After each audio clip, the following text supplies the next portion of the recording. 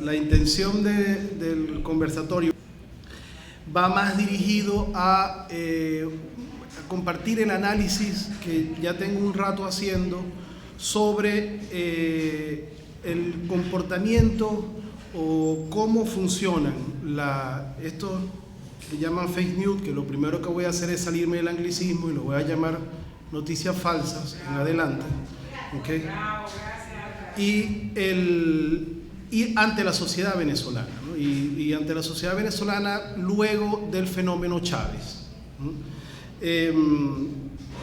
A ver, si bien las noticias falsas, y ahí comparto lo que decía Alexis y lo decía Orlando también, las noticias falsas no es un formato noticioso, no es un recurso, no es una herramienta que aparece recientemente, o sea, es de muy vieja data.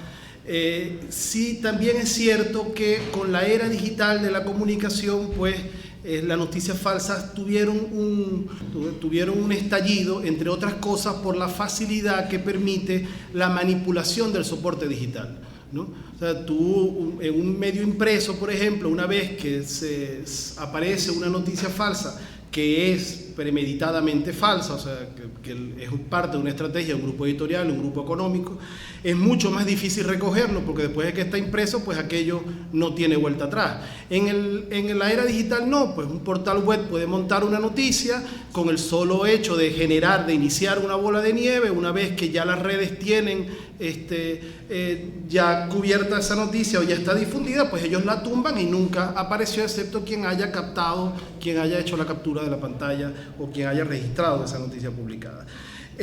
También quiero precisar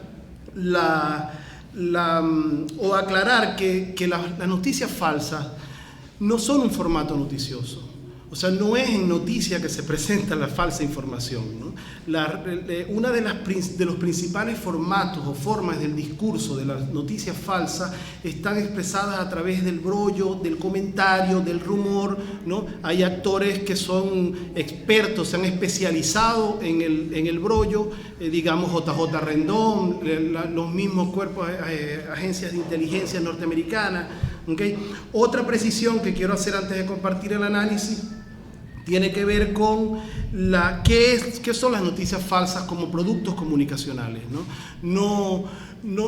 La noticia falsa es la expresión manifiesta de un trabajo previo, muy medido, muy bien estudiado, muy propio en la era digital, por lo que comentaba Orlando, por la Big Data, por la capacidad de segmentar y microsegmentar el público. Entonces no son informaciones que van a un público general y que buscan, no, son informaciones que tienen públicos medidos en gustos, en edades, en preferencias, en consumo de información. Entonces tienen una direccionalidad muy bien definida y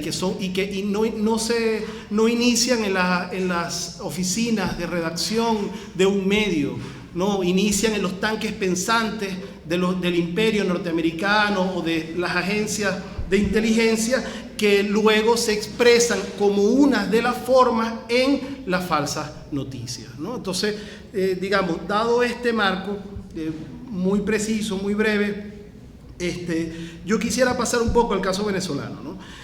Hay una relación en unas circunstancias conflictivas, en otras circunstancias más controversiales, que se da entre el poder político expresado en el gobierno, en los gobiernos, y las empresas de la comunicación, ¿okay? Por ejemplo, en Venezuela se expresó uno de los momentos bien particulares de esa relación con Luis Herrera, ¿no? Cuando Luis Herrera fue contra la publicidad de licores en medios impresos, pues la Asociación Venezolana de Denunciantes desató una campaña salvaje contra Luis Herrera, feroz contra Luis Herrera. A ver, cuando Chávez entra al poder, hay un intento de aproximación de las empresas de la comunicación por conquistar ese liderazgo altamente carismático, altamente potente en la política, que era Chávez, ¿no? Y recordamos las reuniones de Cisneros y del grupo Cisneros con Chávez, pero en las primeras de cambio se dieron cuenta que el hombre no era muy fácil de tocar, ¿no? Y no era muy fácil de llevar a los intereses que históricamente esos grupos han desarrollado. Y empieza pues un enfrentamiento de satanización, de criminalización, de manchar la imagen de aquel liderazgo ante la sociedad venezolana. Y eso se expresó de distintas maneras, pero tuvo un punto crítico, un punto un momento que tenemos que recordar, que es el golpe de Estado, ¿no? El golpe de Estado, uno de los actores políticos claves en el golpe de Estado del 11 de abril fueron precisamente las empresas de la comunicación. O sea, recordemos el caso del periodista Venevisión, que fue premiado y después revocado, ¿no? Por esta imagen. ¿Recuerdan esa imagen que está allá abajo? Un periodista muy bien situado, muy bien colocado ante el hecho noticioso, previamente posicionado ante el hecho noticioso, ¿ok? Después fue premiado. Pero fíjense que aquí, en el caso de las falsas noticias, los medios impresos venezolanos ya daban por tumbado a Chávez y resulta que imprimieron. Miren el Universal, se acabó, Chávez se rinde, Panorama, cayó Chávez, inmediatamente cambió la línea editorial después de que vio que la cosa no era tanto como lo habían previsto, ¿no? Cayó Chávez, impreso, eso no lo pudieron recoger, ¿no? Chávez, por el fenómeno político que significó, Chávez comienza un enfrentamiento con ese sector de la sociedad tan salvaje, tan agresivo como son las empresas de la comunicación. Y ahí va el análisis que quiero compartir. Chávez logra quebrar esa hegemonía en la dimensión simbólica de la sociedad venezolana. Y logra algo que en un país desarrollado, en mi opinión, desde el análisis que vengo haciendo, es prácticamente imposible.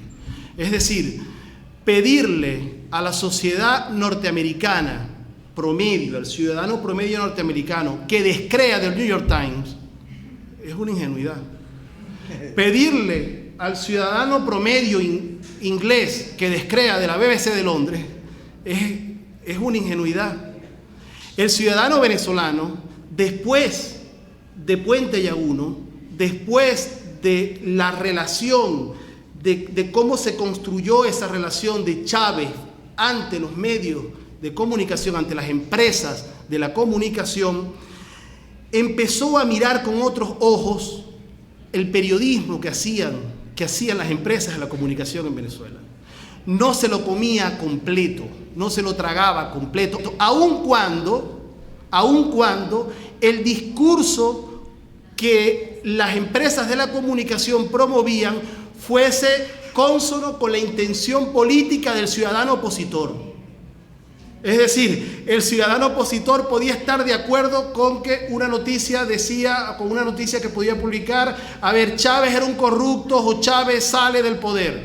Yo puedo estar en mi intencionalidad política de acuerdo con eso, pero de ahí a creerme como una verdad que eso que está diciendo el medio es así, no ocurre actualmente en la sociedad venezolana. Y vamos a ver algunos casos. Nicolás Maduro es colombiano, ¿no? Le dieron hasta que se cansaron con esa noticia. A ver, salió Pastrana, expresidente Pastrana, ya no hay duda de que Maduro es colombiano. Y salió con una acta de nacimiento, de una catedral en Cúcuta, y sale la fotico de que Maduro era colombiano. Estas falsas noticias, que no es más que la expresión de tanques de pensamiento, ¿ok? Tienen distintos objetivos: deslegitimar a un líder, crear desesperanza, como decía Negrón en la mañana, matar la esperanza, desestabilizar un sistema político, buscar una implosión social. Es decir, tienen distintos objetivos y desde allí se prepara el discurso, ¿ok? A Maduro lo han intentado deslegitimar por todas las vías. Por todas las vías lo han intentado deslegitimar. Esta fue una de las que más le dieron, ¿no? Afincándose también en un fenómeno alimentado por las empresas de la comunicación, de la xenofobia venezolana ante los hermanos colombianos. O sea, no es decirle a cualquier país que era colombiano, no es que estaban diciendo que era argentino ni que era brasileño, que también teníamos frontera con ellos, es que eran colombianos. Y los colombianos, así como los medios actualmente están criminalizando a los venecos, como le llaman, que están allá, pues esos 5 millones de colombianos que se vinieron para acá, producto de 40 años de violencia, también fueron satanizados por las empresas de la comunicación. Entonces, en ese imaginario simbólico, pues navegan los tanques de pensamiento que se expresan de esta manera con absoluta precisión. Con absoluta precisión. Ahora bien, esta otra noticia, esta falsa noticia, a ver, ¿se acuerdan de esto? Cuando sale Leopoldo López y Guaidó desde La Carlota con un video diciendo que había un alzamiento militar. Ajá, no era de La Carlota, exacto, ellos decían que era en La Carlota, pero estaba en un escenario que creo que era en las Mercedes, en el Puerto Altamira, correcto. Fíjense que en ese momento, si realmente las empresas de la comunicación tuviesen el crédito de la verdad en sus seguidores, en su militancia, y ellos hubiesen logrado poner 600.000 personas en la calle, se le pone la cosa a Maduro difícil. Se le pone la cosa a Maduro difícil. Pero su militancia no salió. Ante un alzamiento militar del tirano, del monstruo, del que tenemos que sacar, su militancia no salió. O sea, ellos podían estar en la intencionalidad política en sintonía con lo que la empresa de la comunicación estaban difundiendo, pero en el fondo sabían que eso no era así como ellos estaban diciendo. Cosa distinta a cuando, por eso pongo el momento crítico, lo que ocurrió el 11 de abril. El 11 de abril, cuando la dirigencia opositora envió a la manifestación a Miraflores, los testimonios que salieron después, los que iban en la primera línea de la marcha, muchos eran profesores universitarios, profesionales, que creyeron tanto lo que les estaban diciendo, que se fueron a marchar sin poner en duda en ningún momento que lo que los estaban tirando era una emboscada. Si ese fenómeno hubiese ocurrido cuando Leopoldo y Guaidó salen con el supuesto alzamiento militar, la historia hubiese sido otra. Entonces, ¿a dónde va el análisis? Que la sociedad venezolana tiene un posicionamiento distinto ante el poder comunicacional de las empresas de la comunicación, que ha hecho a los tanques pensantes norteamericanos direccionar mucho mejor sus contenidos y sus falsas noticias.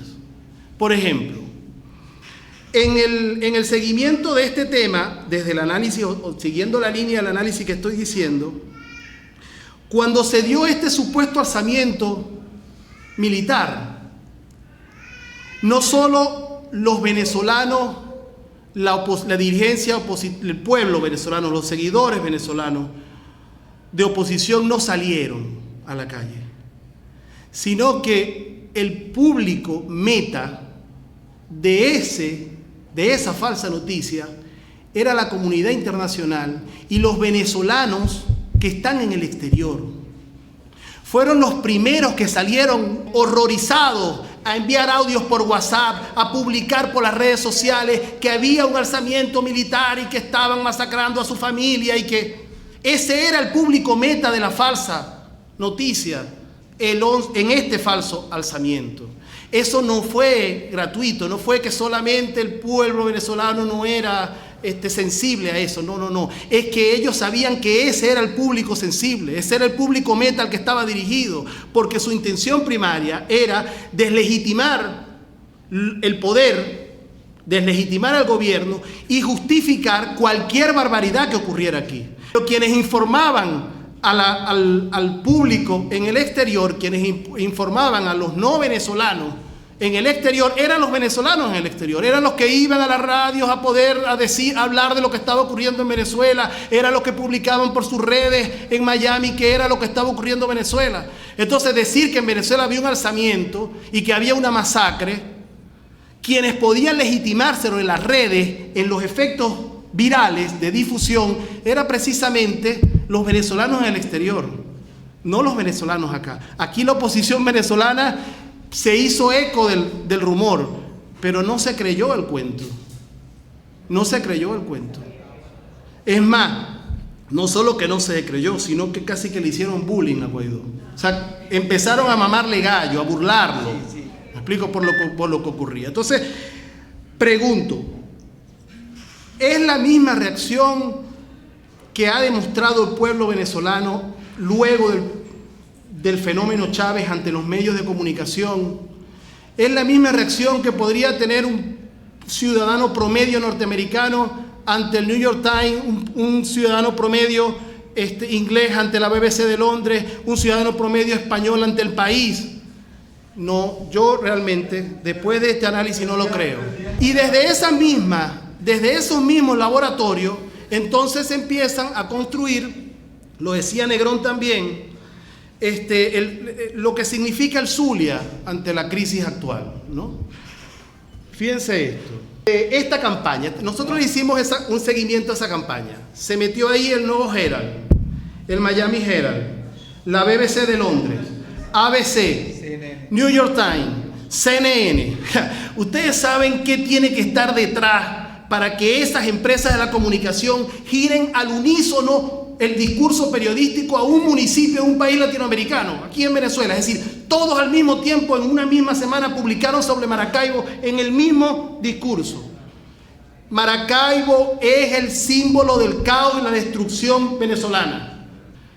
Toditos al mismo ritmo, ¿no? Y ya para cerrar, entonces resulta que ese tipo de noticias falsas, que como decíamos al principio, una de las líneas es de legitimar al gobierno, de legitimar al liderazgo.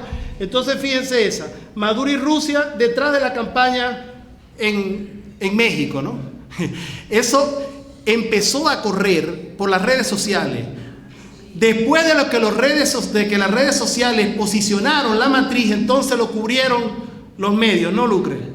Los cubrieron los medios. Y después entonces empezaron a hacerse la pregunta, ¿Maduro detrás de la campaña? Y después entonces la siguieron cubriendo diciendo, no, se develó que era un fake news, que era una falsa noticia. Que Maduro, que ni Rusia ni Maduro estuvieron detrás de López Obrador, ¿no? Entonces, es bien importante y era la intención de esta intervención, destacar el proceso por un lado, de politización, entendiendo la politización como un aspecto positivo de la sociedad, y la capacidad crítica de la sociedad venezolana. Si bien tú tienes un discurso en el que puedas estar de acuerdo con estas empresas de la comunicación, sabes en el fondo que lo que te están diciendo no es como te lo están diciendo. Puede haber algo de verdad, puede ser totalmente falso, pero no es lo que me están diciendo. Yo dudo mucho que la sociedad bogotana, por ejemplo, tenga esa capacidad crítica ante el medio. Dudo muchísimo que la sociedad chilena tenga esa capacidad crítica ante el medio. Entonces, habría que pensarse cómo esas noticias, esas falsas noticias, están siendo mucho más dirigidas al público internacional, a los venezolanos en el exterior, que a la sociedad venezolana como tal.